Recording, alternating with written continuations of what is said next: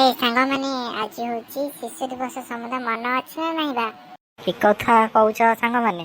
ଆଉ ଶିଶୁ ଦିବସ ପୁଣି ମନେ ରହିବାନି, ସବୁ ଭୁଲିଯିବୁ, ଶିଶୁ ଦିବସଟା ଭୁଲିବୁନି। ହଉ ଚାଲ, ଆର ବର୍ଷ ତ ସାର୍ କିଛି ଦେଇନଥିଲେ, ତଥାପି ଆମେ ଗୁରୁ ଦିବସଟା ଭଲରେ କରିଦେଇଥିଲେ। ଆଉ କ'ଣ କରିବା, ଏଥର ସାର୍ କ'ଣ କରୁଛନ୍ତି ଚାଲ ଦେଖିବା। ତମେ କାଇଁ ଏତେ ଡେରି କରୁଛ, ଏତେ କାଇଁ ଗପୁଛ? ଚାଲୁନ ସାର୍ ପାଖକୁ ଯିବା, ଶିଶୁ ଦିବସ ସାର୍ କ'ଣ ଦଉଛନ୍ତି ଦେଖିବା। ଆରେ ଏତେବେଳ ହେଲାଣି ସାର୍ ଆସିନାହାନ୍ତି, ଶିଶୁ ଦିବସ ବୋଲି ସାର୍ ଆଜି ଆସିବେନି ନା କ'ଣ ବା? ହଁ ବୋଧେ ସାର୍ ଠକିଦେବେ ଆଜି ପୁଣି ଆଉ। ସାର୍ ସବୁବେଳେ ଶିଶୁ ଦିବସରେ ସେଇଆ କରୁଛନ୍ତି, କିଛି ଦଉନାହାନ୍ତି। ଆଉ କ'ଣ କରିବା ସାଙ୍ଗମାନେ? ତମକୁ ମୁଁ ମନା କରିଥିଲି ଜମା ଗୁରୁ ଦିବସ କରନା, ତମେ ପୁଣି ଅଧିକା ପଇସା ଲେଖା ଆଦାୟ କରିକି ଗୁରୁ ଦିବସ କରୁଛ। ଶିଶୁ ଦିବସ କାହିଁ କହିଲ ତମେ ସାଙ୍ଗମାନେ? ମୁଁ କ'ଣ କରି ଭୁଲ କଥା କହିଛି?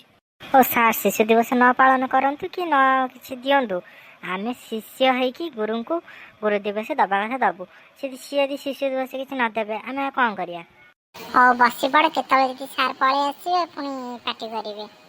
ଆରେ ସାଙ୍ଗମାନେ, ମୋର ଗୋଟେ ଗଡ଼ବଡ଼ ହେଇଗଲା। ତୋର ପୁଣି କ'ଣ ହେଲା ବା? ଆରେ ମତେ କ'ଣ ଝାଡ଼ା ମାଇଲେଇଁ, ମୁଁ ଯାଉଛି ଝାଡ଼ା ବସି ଆସିବି। ଏତେ ଜୋର ଝାଡ଼ା ମାଇଲେଇଁ, ତୁ ଯିବୁ? ଆରେ ତୁ କହନା, ଏତେ ଜୋର ଝାଡ଼ା ମାଇଲେ ନା ମୁଁ ଆଉ ସମ୍ଭାଳି ପାରିବିନି, ଏଇଠି ଛାଡ଼ି ଦଉଛି। ହଉ ତୁ ଯା, ପଳା ପଳା। ଆଉ ଯଦି ସାର୍ କ'ଣ ପଚାରିଲେ ଆମେ କହିବୁ ସେଇ କଥା କହିବୁ ଆଉ, କହିବୁ ସେ କ'ଣ ଝାଡ଼ା ମାଇଲା ପଳେଇଲା ଆଉ। ହଉ ମୁଁ ଯାଉଛି ହେଲା। ହଉ ମତେ କହିବ କାଲି ସାର୍ ଶିଶୁ ଦିବସରେ କ'ଣ ଦେଲେ କି ନଦେଲେ ହେଲା। ଆରେ ପିଲାମାନେ, କ'ଣ ବସୁନା, ଠିଆ ହେଇଛ କ'ଣ ପାଇଁ? ଆଜ୍ଞା ସାର୍, ଆପଣଙ୍କୁ ଅପେକ୍ଷା କରିଥିଲୁ, ଏବେ ବଉଛୁ ଆଉ। ଆରେ ତମେ ଏତିକି ପିଲା, ଆଉ ପିଲା କୁଆଡ଼େ ଗଲେ? ସାର୍ ସେ ମୁନା ଆଇଥିଲା, ତାକୁ ଝାଡ଼ା ମାରିଲା ପଳେଇଲା। ତାକୁ ଏତିକି ଝାଡ଼ା ମାରୁଛି, ଟ୍ୟୁସନ୍ ଟାଇମ୍ରେ ଏତେ ଝାଡ଼ା ମାରୁଛି, ତାକୁ ପଳଉଛି ଘରକୁ। ରହିଛ ତା ଘରକୁ ଫୋନ୍ କରି କହୁଛି। ଆରେ ପିଲେ, ଆଜି କ'ଣ ବ୍ୟାଗ୍ ଆଣିନ? କୁଆଡ଼େ ଆଇଛ କି? ମୋ ମୁହଁ ଦେଖିବାକୁ ଆଇଛ? ନାଇଁ ସାର୍, ଆଜି ହଉଛି। କ'ଣ କହିଲୁନୁ ଆଜି ହଉଛି ବୋଲି? କ'ଣ ଆଜି ହଉଛି? ତ କିଛି ନାହିଁ। ସାର୍ ଆପଣ ଭୁଲି ଯାଉଛନ୍ତି, ଆଉ ଟିକେ ମନେ ପକେଇଲେ। କ'ଣ ତମେ ସାରଙ୍କୁ କ'ଣ ଭାବୁଛ? କ'ଣ କି କ'ଣ ଭୁଲିଗଲି? ମୁଁ ତ କିଛି ଭୁଲିନି। ସାର୍ ଆଜି ଶିଶୁ ଦିବସ। ଆରେ ହଁ ହଁ, ଶିଶୁ ଦିବସ। କ'ଣ ହେଲା କି? ଆମେ ଭାବିଲୁ କାଳେ ଶିଶୁ ଦିବସ ପାଳନ ହବ, ତ ସେଥିପାଇଁ ଆଉ ବ୍ୟାଗ ହେରିକା ଆଣିନଥିଲୁ। ପାଠ ଷାଠରେ ନାଁ ଗନ୍ଧ ନାହିଁ, ଶିଶୁ ଦିବସ ପାଳିବା ଭାବିଲେ ଆଜି ଛୁଟି ହେଇଯିବ। ଶିଶୁ ଦିବସ କଲେ କିଛି ଶିଶୁ ଦିବସ ହବନି, ଆଜି ବସି ପାଠ ପଢ଼ିବ। ଆଉ ଯାଅ, ସମସ୍ତେ ବ୍ୟାଗ୍ ଆଣିକି ଆସିବ, ଜଲ୍ଦି ଯାଅ, ନହେଲେ ଗୋଟାକୁ ଛାଡ଼ିବିନି ମୁଁ ଆଜି। ସାର୍ ଆମେ ଏତେ ବାଟରୁ ଆଉଛୁ, ପୁଣି ଯିବୁ ବ୍ୟାଗ ପାଇଁ? ହଁ, ଏଇ ମାନେ ଦେଶର ଭବିଷ୍ୟତ, ଆଉ ଶିଶୁ ଦିବସ ପାଇଁ ଟ୍ୟୁସନ୍ଟା ଛୁଟି କରିବେ ଆଉ। ହଉ, ମୁଁ କିଛି କୋଶ୍ଚିନ୍ ପଚାରୁଛି, ଆନ୍ସର୍ କହିଲ। କହିଲି ବୁଟୁ, 5 3 କେତେ? ସାର୍ 5 3? ହଁ ହଁ, ମନେ ଅଛି କହୁଛି 5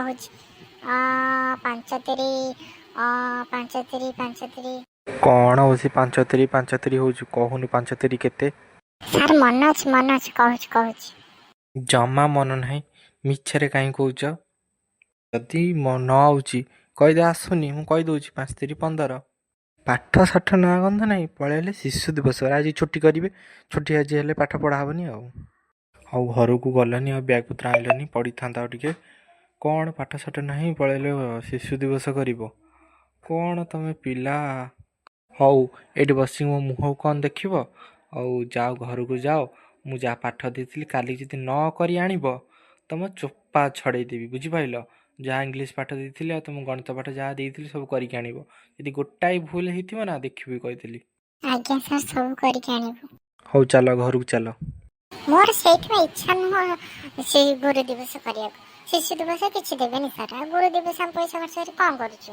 ହଁ, ଶିଶୁ ଦିବସ ଜମା ପାଳନ କରୁନାହାନ୍ତି। ଆମେ 2 3 ବର୍ଷ ହେଲାଣି ପଢ଼ିଲୁ, ଗୁରୁ ଦିବସ କରୁଛୁ, ତମର ଶିଶୁ ଦିବସ କରିବନି? ବେଶୀ ଟଙ୍କିକିଆ ଚକୋଲେଟ୍ ଦେବନି, କିଛି ଦେଉନାହାନ୍ତି। ହଉ ସାର୍ ଯଦି ନଦେଲେ କିଛି ହଉ, ଆଉ ଭଗବାନ ଆମକୁ ଦେବେନି, ଆମେ ଦେଉଛୁ, ଆମ କର୍ତ୍ତବ୍ୟ ଆମେ କରୁଛେ। ଗୁରୁ ଦିବସ ଆମେ ମୋର ଯାହା ଦେବା କଥା ଦେଉଛୁ। ହଉ ନ ଦିଅନ୍ତୁ, ଭଗବାନ ଦେବେ ଆମକୁ। ଆଉ ଇଏ ଗୋଟେ କଥା? ହଁ, ତୁ ଠିକ୍ କଥା କହୁଛୁ। ହଉ ଚାଲ ଘରକୁ ଯିବା, ଆଉ କ'ଣ କରିବା, ଏତେ ଡେରି କରନା।